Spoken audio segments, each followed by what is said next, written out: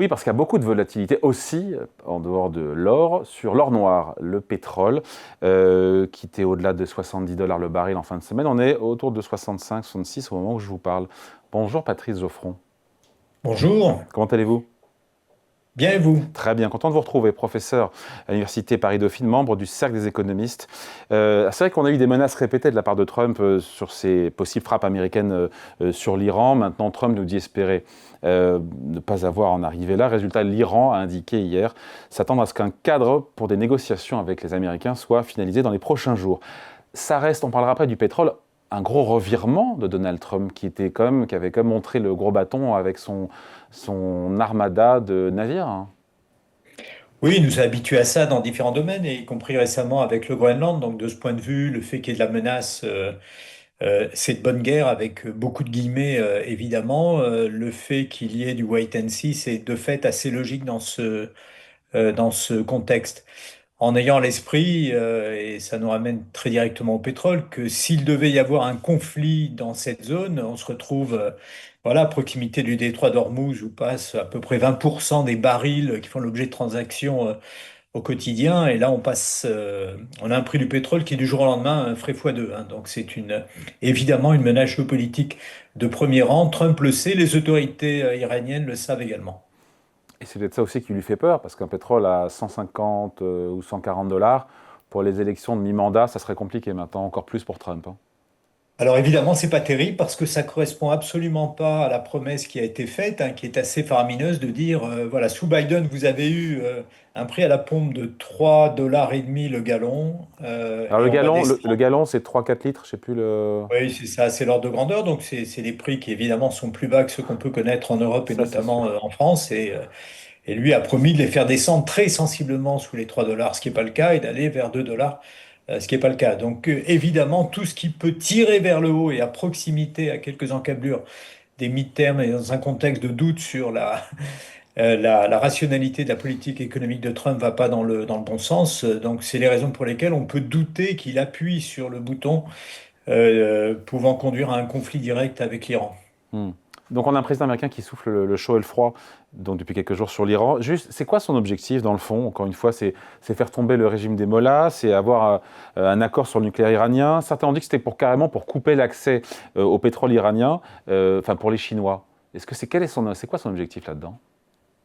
Alors, s'il s'agit de d'embêter les Chinois, ça va être un peu compliqué parce que dans ce cas de figure, ça fait monter le prix du pétrole assez mécaniquement et massivement, et donc ça, c'est pas bon au niveau américain.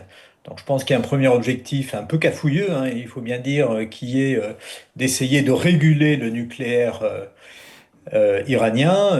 Un deuxième, un peu lointain également, qui serait de changer de régime, et à ce moment-là, il y a une menace de tomber dans le chaos et qui évidemment est assez orthogonal par rapport aux promesses qui ont été faites par Trump, de ne pas envoyer des militaires boots on the ground, Ouais. voilà, et de ne pas s'engager dans des guerres longues. Et donc ces menaces, il faut les prendre également dans ce contexte, hein, qui est que voilà, faire une sorte de hit and run, je frappe et je ressors, comme ça a été le cas Au sur le Venezuela. site nucléaire qui avait été bombardé, Ouais.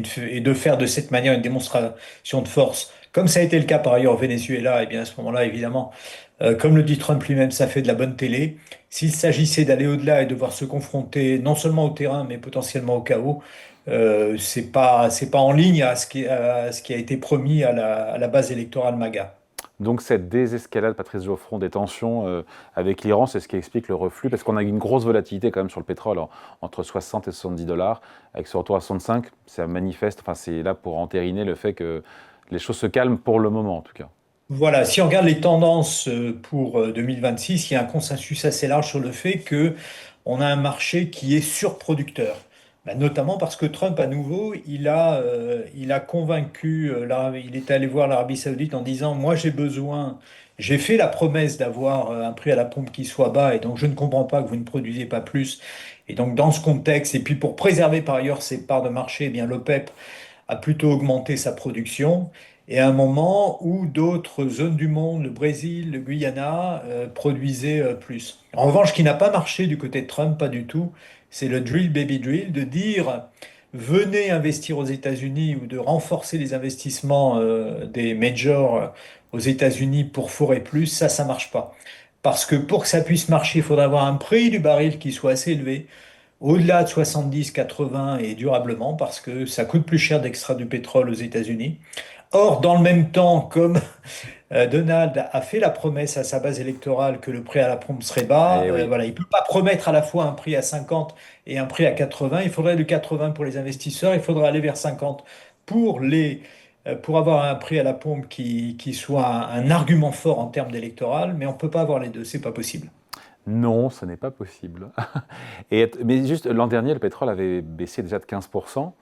Et c'est vrai qu'il n'aurait pas dû monter s'il n'y avait pas eu la question iranienne. Le pétrole, structurellement, vous le disiez, Patrice Geoffron, il y a plus de pétrole offert que de pétrole acheté.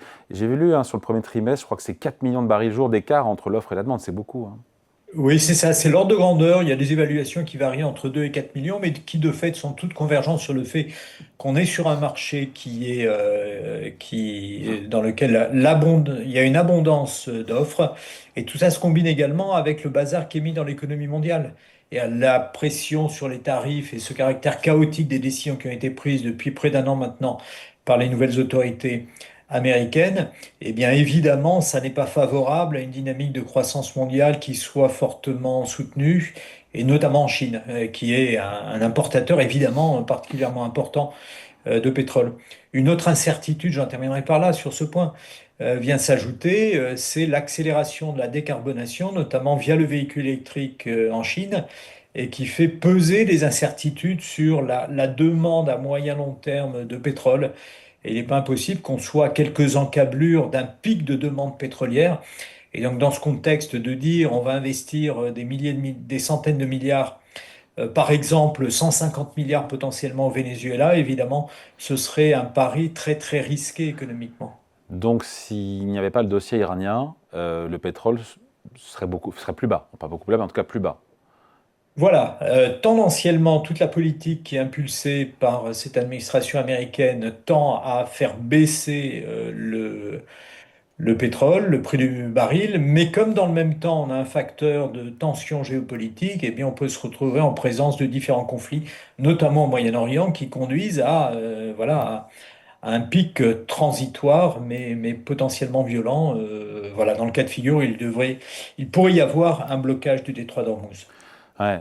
Derrière les marchés pétroliers, c'était le signal qui était envoyé avec un pétrole à 70 dollars, c'était de parier, entre guillemets, de commencer à réfléchir à parier sur une possible, encore une fois, guerre dans la région avant cette désescalade. Ça veut dire quoi? Ça veut dire qu'au final, on va continuer à faire du yo-yo sur le cours du pétrole, là? Alors oui, du yo-yo autour de la tendance, parce qu'encore une fois, les fondamentaux sont à peu près clairs. Ce qui est pas très clair, c'est ce qui est dans la tête de Donald Trump, et donc et les conditions dans lesquelles, à l'encontre finalement de son orientation politique qui était de ne pas être militairement interventionniste, on voit que ça n'est pas le cas, bien au contraire, et donc on peut se retrouver face à d'autres tensions, y compris par exemple s'il devait y avoir à nouveau une inflammation sur au Groenland. Alors à la fois au Groenland, évidemment, ça n'est pas dans l'état actuel des choses une grande zone de production, mais de fait, ces tensions géopolitiques, assez mécaniquement, conduisent à des tensions sur le prix du baril. Donc Trump va continuer à faire un peu la pluie et le beau temps, malgré tout, sur le cours de l'or noir. Alors est-ce qu'il fait la pluie, le beau temps? C'est un peu... bon, en tout cas, évidemment, il a un impact qui est assez fort sur On le voit le... depuis 48 heures, hein. Enfin depuis Tout à ces fait. derniers jours. Il a un impact qui est assez fort sur l'industrie pétrolière et aux États-Unis et mondialement, parce que de fait, le point essentiel, au-delà des tensions qui pourraient apparaître de ci, de là en fonction de tensions géopolitiques, si la tendance est celle d'une baisse du prix du baril, il y a des scénarios qui conduisent à considérer qu'on pourrait être sous les 60 en moyenne durant l'année 2026. À ce moment-là, on a une fragilisation de l'industrie mondiale pétrolière parce que on est à ce moment-là à des prix trop bas pour que des investissements deviennent rentables dans des tas d'endroits au monde, et Oh, notamment aux États-Unis. oui, mais sous 60 dollars, c'est bon pour Donald Trump et sa cote auprès des Américains dans le cadre des prochaines élections de mi-mandat en novembre. Alors oui, dans ce cas de figure, il faudrait vraiment que ça baisse beaucoup. Après, ce qui est assez complexe, c'est qu'évidemment, ça va se mêler à d'autres considérations économiques qui sont plutôt de nature à fragiliser les États-Unis, notamment la baisse du dollar par rapport aux principales devises et notamment à l'euro, et avec des tensions en matière inflationniste dans ce domaine. Un autre point qui peut apparaître mineur, mais qui n'est pas important, s'il se trouve que les tarifs douaniers ont également une incidence sur les coûts de production du pétrole aux États-Unis, tout simplement parce qu'il s'agit de tarifs qui vont s'appliquer, par exemple, sur l'acier. On est dans une activité qui est assez intense en matière dans ce domaine, et donc évidemment la politique tarifaire a plutôt tiré vers le haut les coûts de production aux États-Unis, en tout cas pour ce qui est de l'importation des matières premières. Et par ailleurs, Trump a déréglementé à tout va. Mais ça ne suffit pas à faire baisser les coûts de production très sensiblement. Des études consistent à dire que voilà, le fait d'avoir éradiqué pas mal de règles et de contraintes, ça réduit simplement d'1 ou 2 dollars le coût de production du baril aux États-Unis sans modifier la donne sensiblement.